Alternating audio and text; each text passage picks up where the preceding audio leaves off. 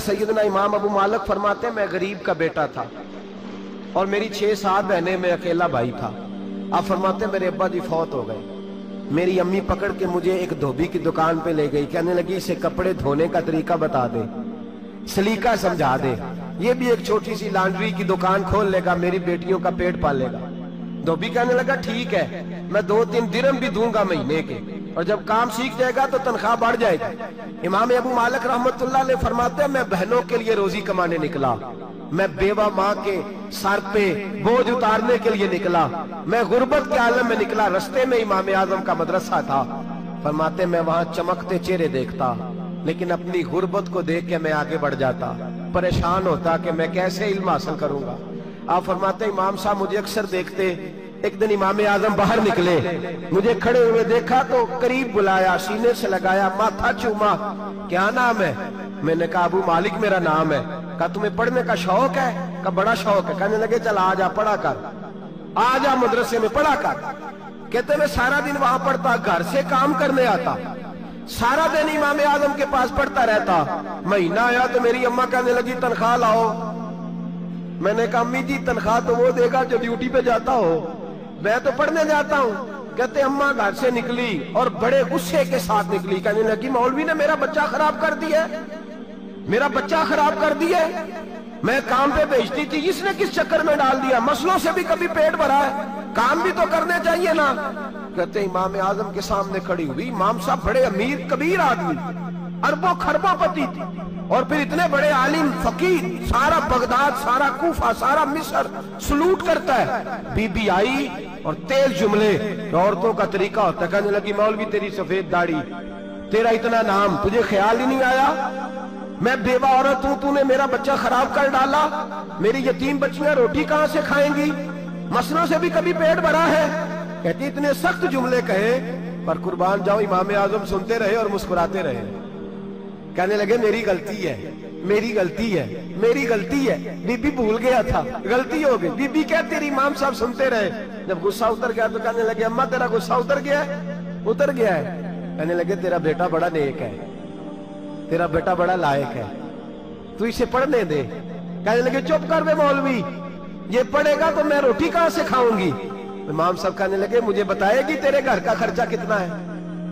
उसने एक लफ्ज तो है 3 दिनार का, एक रवायत ऐसी भी लिखी है बुजुर्गों ने, कहने लगी 40 दिरहम है। और अम्मा कहती मैंने जानबूझ के ज्यादा बताए, हालांकि मैं कनात का खर्चा करती थी, लेकिन जब खुला डुला करे तो वो वाला खर्चा बताया।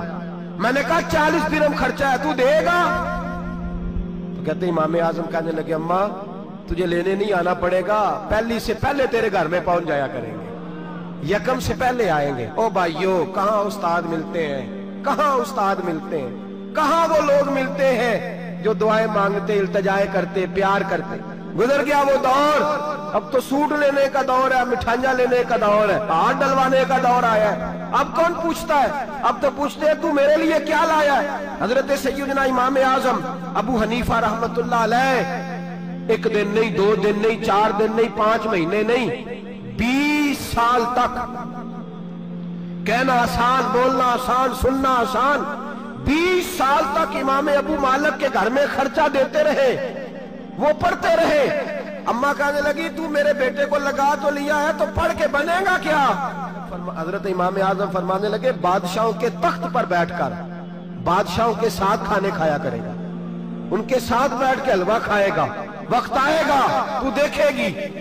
कहते हैं मेरे इमाम इंतकाल कर गए, वक्त बीत गया। हारून रशीद ने मुझे बुलाया बगदाद में और कहा मैं आपको चीफ जस्टिस बनाने लगा हूं। कहते हैं मैं खुशी से सजदे करने लगा, मैं चीफ जस्टिस बना। मैंने अपनी अम्मा को खत लिखा कि अम्मा बगदाद आ जा, तेरे बेटे को अल्लाह ने बड़ी शान अता कर दी है। फरमाते हैं हारून रशीद की बीवी बड़ी औलिया की, उलमा की बड़ी फरमा बरदार थी, मोहब्बत करने वाली थी। उसने हलवा बना के भेजा, खाना बना के भेजा। हारून रशीद तख्त पे बैठ के खाने लगा तो कहने लगा इमाम साहब आप भी यहीं आ जाए मेरे साथ। कहते एक कोने में वो बैठ गया, एक में मैं बैठ गया, बीच में खाना रख लिया। इतनी देर में मेरी अम्मा भी पहुंच गई। 2 लुकमे खाए थे कि अम्मा आ गई। जब अम्मा ने मुझे तख्त पे बैठे देखा, एक यतीम, एक लवारस, एक बिन बाप का बच्चा, वो कल तक जो बहनों के लिए 4 दिनार नहीं ला सकता था, तख्त पे बैठ के جب روٹی کھاتے دیکھا تو اماں تڑپ گئی، روئی، چیخیں ماری۔ میں نے کہا اماں کیا ہوا؟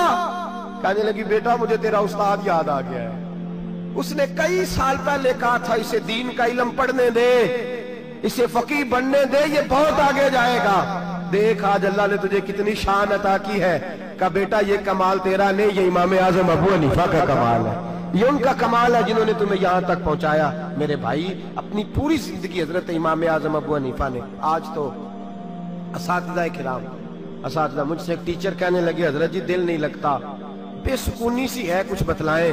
تو میں نے کہا کلاس میں کوئی یتیم بچہ ڈھونڈ لیں، کوئی لاوارث بچہ ڈھونڈیں، اس کی وردی اپنے ذمے لے لیں، کتابیں اپنے ذمے لے لیں، اس کا خرچہ اپنے ذمے لے لیں، روز جیب میں ٹافیاں ڈال کے جایا کرے کہ غریب کو دینی ہے۔